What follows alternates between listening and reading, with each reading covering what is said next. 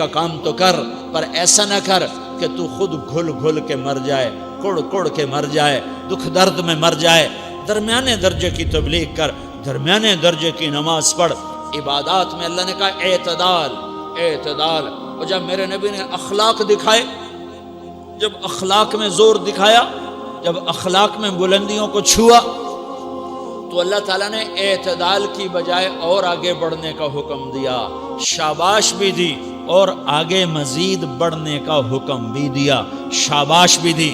پہلے اللہ نے قسمیں اٹھائیں، نون والقلم وما یسطرون، مجھے قلم اور اس کے تحریر کی قسم، ما انت بنعمت ربک بمجنون وان لک لاجرا غیر ممنون وانک لعلی خلق عظیم، مجھے قسم ہے قلم اور اس کی تحریر کی، اے میرے حبیب شاباش، انک لا شاباش، شاباش، تیرے اخلاق بڑے بلند ہیں۔ انک لذو خلق نہیں کہا، انک لعلی کہا ہے، علا، کہ سارے اخلاق پر تو چھا گیا ہے، اور اخلاق تیری باندی بن گئے ہیں، اور اخلاق تیرے غلام بن گئے ہیں، اور تو اخلاق پر حاوی ہو گیا ہے۔ شاباش، انا اور لام، یہ دو کا میں ترجمہ کرتا ہوں شاباش، اے میرے نبی شاباش، تیرے اخلاق پہ کیا کہنے، تیرے اخلاق کے کیا کہنے، میں تجھے داد دیتا ہوں، میں تیرا رب تجھے داد دیتا ہوں، تجھے شاباش دیتا ہوں کہ تیرے اخلاق ایسے ہی ہونے چاہیے۔ یہ نہیں کہا تھوڑی آنکھیں دکھا، یہ نہیں کہا ذرا زبان میں تیزی لا، یہ نہیں کہا ذرا نظروں کے تیر برسا، یہ نہیں کہا قہر آلود نظروں سے دیکھ، یہ نہیں کہا کہ چہرے کو عبوس بنا، یہ نہیں فرمایا کہ تھوڑے کم کر، نہیں نہیں، انکا لا، انکا لا، لام اور انا، یہ لام اور انا مل کر کیا بنتا ہے؟ شاباش۔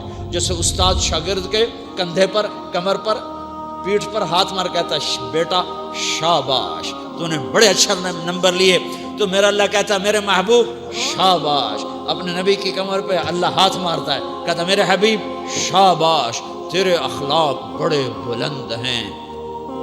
یہاں شاباش نہیں، پھر کہا اور آگے بڑھا، اور آگے بڑھا، کیا کہا؟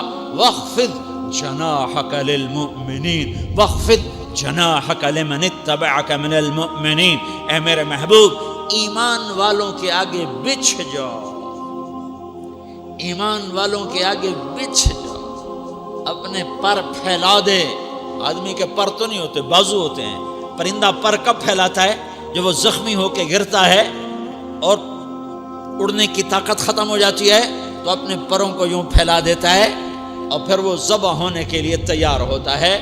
اس آیت کو صحیح میں اپنے کالج کے دور سے سمجھا ہوں، تفسیروں سے نہیں سمجھا ہوں۔ جب میں کالج پڑھتا تھا تو اپنے گاؤں میں ہمارے ساتھ جنگل تھا دریائے راوی کے کنارے، وہاں شکار کھیلنے جایا کرتے تھے، 8 دن جنگل میں رہتے تھے، کھانے پینے کا سامان بھی ساتھ، نوکر بھی ساتھ۔ ایک وہاں چاچا سردارہ ہوتا تھا، اس کا 2 کوٹھے ہم قبضہ کر لیتے تھے، تو ایک کوٹھے میں راشن اور نوکر اور ایک کوٹھے میں ہم، اور صبح نکلتے تھے اور شام کو 70 80 100 تیتر شکار کر کے لاتے تھے، پھر وہ بھون بھون کے کھانا، 8 دن وہ جنگل میں پڑے رہنا۔ یہ کالی دور کی بات ہے، یہ شوق پورا کیا کرتے تھے۔ تو جب وہ تیتر کو چھرا لگتا تھا تو وہ گرتا تھا تو پر ایسے پھیلا دیتا تھا۔ یہ اس کی بے بسی کی انتہا ہوتی تھی کہ اب میں تیرے رحم و کرم پر ہوں، مجھے ذبح کر دے، میں اڑ نہیں سکتا ہوں۔ تو میرا رب کہہ رہا وَاخْفِضْ، لوگوں کی بدتمیزی کے آگے ذبح ہو جا، لوگوں کی بد اخلاقی کے آگے ذبح ہو جا۔ یہ مت کہہ کہ میں کتنا صبر کرتا، میں کتنا حوصلہ کرتا، میں کتنا چپ رہتا، میں بھی تو انسان ہوں، میرے اندر بھی تو دل ہے۔ وَاخْفِضْ، اپنے پر پھیلا کے ان کی ہر بدتمیزی کو سہتا جا، ان کی ہر بد اخلاقی کو سہتا جا، ان کی ہر دل آزاری کو سہتا جا، سہتا جا، بس یہی تیرا کام ہے۔ قربان جاؤں اتنے عالی اخلاق کے باوجود اللہ اتنی تاکید کے ساتھ حکم سناتا ہے کہ اپنے پر پھیلا دے، زخمی پرندے کی طرح ذبح ہونے کے لیے تیار ہو جا۔ ان کی ہر بدتمیزی کے آگے آہ نہ کر لبوں کو سی، عشق ہے دل لگی نہیں، سینے پہ تیر کھائے جا، آگے قدم بڑھائے جا، یعنی زبان حال سے کہہ دے کہ ہاں ستائے جا، وہ یہ کرتا ہے، وہ یہ کرتی ہے، اسے یہ نہیں آتا، اسے یہ نہیں آتا، اسے وہ یوں سناتی ہے، وہ یوں سناتا ہے، وہ یوں کرتی ہے، وہ یوں کرتا ہے۔ یہ آج کے اخلاق ہیں۔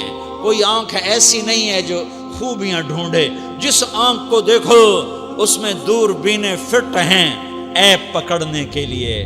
کاش کوئی آنکھ ہوتی جو خوبیاں دیکھتی، کوئی زبان ہوتی جو خوبیاں بولتی۔ ہائے ہائے، اللہ درجے بلند کرے سعید احمد خان رحمۃ اللہ علیہ۔ مولانا سعید احمد خان، ایک شخص میری زندگی میں آیا، یہ سارا مضمون میں اس کی صحبت سے سمجھا ہوں، کتابوں سے نہیں سمجھا۔ مجھے کتابیں زبانی یاد تھیں، میں کتابوں کا حافظ تھا، لیکن اللہ کی قسم میں مضمون کتابوں سے نہیں سمجھا، یہ میں اس بندے کی صحبت سے سمجھا کہ اخلاق سیکھنے پڑتے ہیں۔ اخلاق سیکھنے کی چیز ہے، یہ پڑھنے سے نہیں آتے، یہ پڑھانے سے نہیں آتے۔ ممکن ہے بخاری پڑھانے والا بد اخلاقی کے انتہا پر ہو، بخاری پڑھنے والا بد اخلاقی کے انتہا پر ہو، کہ یہ چیز پڑھنے سے نہیں آتی، سیکھنے سے آتی ہے۔ پڑھا، کتابیں زبانی یاد کی، چٹائیوں کے ساتھ سل کے بیٹھ کے پڑھا، نہیں سمجھ میں آئے، ایک ہستی کو دیکھا، ایک اخلاق والے کو دیکھا، اس کے ساتھ چند صبحیں گزریں، چند شامیں گزریں جو میری زندگی کا سب سے قیمتی اثاثہ ہیں، تو پھر مجھے پتہ چلا کہ اخلاق کسے کہتے ہیں، اور اخلاق بھی سیکھنے کی چیز ہے، اور اخلاق ہی انسانیت کا نام ہے۔ بد اخلاقی ہے تو انسانیت نام کی شے کوئی نہیں۔ میرے رب کو زیادہ تسبیحات کی ضرورت نہیں ہے، یوں ممبر پہ بیٹھ کے لمبی تقریروں کی میرے رب کو زیادہ ضرورت نہیں ہے۔ بچھ جاؤ، پٹ جاؤ، مٹ جاؤ، لٹ جاؤ، اور اللہ کے دربار میں اونچا مقام پالو۔ لوگوں کی سہنا سیکھ لو، لوگوں کے زخم سہنا سیکھ لو، لوگوں کی لگائے ہوئے نشتر، لوگوں کے لگائے ہوئے زخم چھوڑ دو رسنے کے لیے، چھوڑ دو گھاؤ بننے کے لیے، چھوڑ دو انہیں گہرا ہونے کے لیے۔ یہ جتنے گہرے ہوں گے اتنا تم اللہ کو محبوب نظر آؤ گے۔ تو بچا بچا کے نہ رکھ اسے، تیرا آئینہ ہے وہ آئینہ کہ شکستہ ہو تو عزیز تر ہے نگاہ آئینہ ساز میں۔ اسے ٹوٹنے دو، اسے ٹوٹنے دو، توڑنے والوں کو کہہ دو آ جاؤ ادھر آ ستمگر، ہنر آزمائیں تو تیر آزما، ہم جگر آزمائیں۔ لوگوں کو بولنے دو، عورتوں کو بولنے دو، تم سنتی جاؤ اور سہتی جاؤ اور پیتی جاؤ اور اف نہ کرو اور آہ نہ کرو۔ تم وقت کی رابعہ بصری ہوگی، تم وقت کے جنید بغدادی ہوگے۔ بڑے بڑے مجاہدوں والے اور بڑے بڑے بڑے بڑے عبادات والے، بڑے بڑے عبادات کے قطب مینار، اللہ کی قسم تمہاری گرد نہیں چھو سکتے، تمہاری گرد کو نہیں پا سکتے۔ تمہیں پہنچنا تو کہاں ہے، تمہاری گرد کو بھی نہیں پہنچ سکتے ہیں۔ اگر تم اپنے اخلاق قابو کر لو، اپنی